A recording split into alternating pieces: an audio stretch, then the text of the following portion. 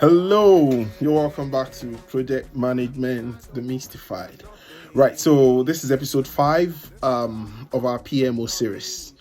And in this episode, I will just finish up the budgeting and then maybe start something if something else if time permits. So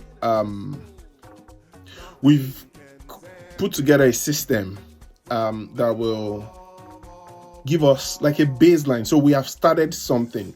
And just as I said in one of the previous episodes, we're not coming up with a fixed solution. We're coming up with a solution that we can iterate, that we can adapt.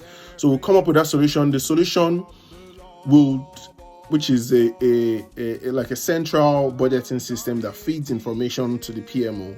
The solution would now give us information to see how the current state is, and then we can now take that information to do what we want to do with it that would improve the way we do our work. So maybe from the information, we can now see that see transparency around budgeting. It could also help us fit in some governance into the way the budgeting is. So maybe previously people might not complete timesheets. So timesheets is a way that project stakeholders, people working in a project environment, they feed in information to get paid. Timesheets or what's it called? Requisitions, procurements from third-party suppliers will be filled in and completed and approved so that it reflects in the budget. Some of the other things that could also be fed in could be schedule variance or cost variance, which is some of the things I've described before, but I've not just named them. So if you're spending £1 and the value of the £1, if the £1 is bringing the work that should cost £1.50, then the schedule variance is positive.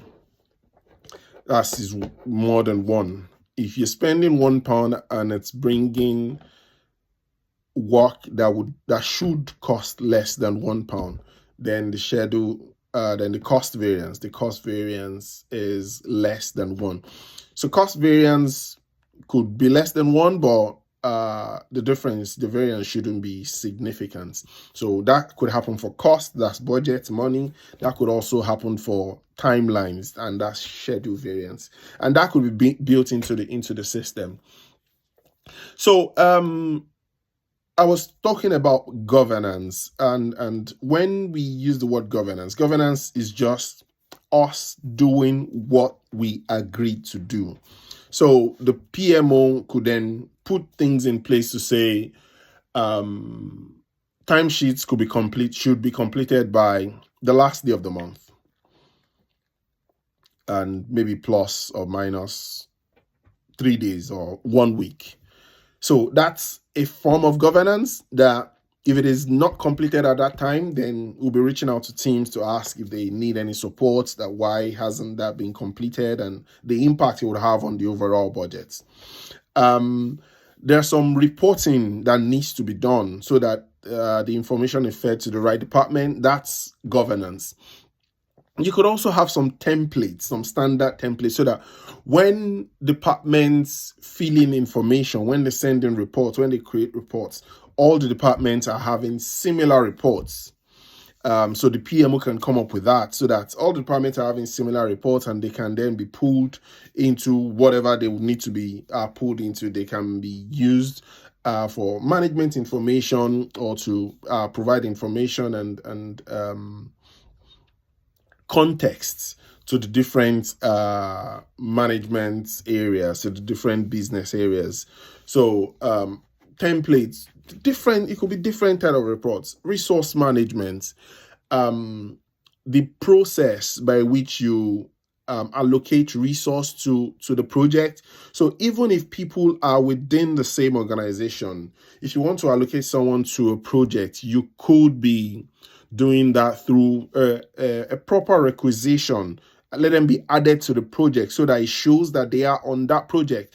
And if one person is only spending 50% of their time on a project, that will reflect on the project report. If one person is working on 3 projects, for instance, and it's 30%, 20%, 50%, that would reflect on the different project. That's some form of governance to show that the way resource people are being utilized, are being managed across the organization, across the project. And maybe individuals or line managers or the PMO can pull this report. They can see individually. So this person is on 3 projects, 20% of their time on project 1, project A, 30% of their time on project B, and 50% of their time on project C. So far we've covered the managing the financial forecasting and budgeting, putting some governance around that. I've also touched on people resource management and some variances and how some of those could be managed. So PMO is mainly putting governance standards on projects so that things can be more transparent. We're doing what we agreed to do.